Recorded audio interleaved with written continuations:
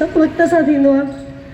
वॾो पद बि हासिल थिए वक़्त सां थो, तूं नंढपण विञाई ज़रूरी त न आहे।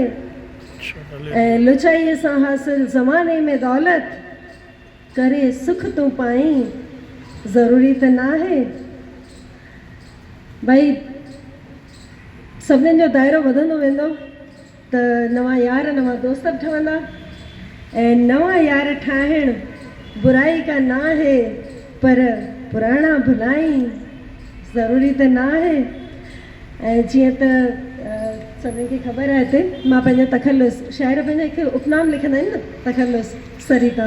त जीअं पंहिंजी भेण किरण आहे उहा अनमोल, त मां सरिता माना नदी।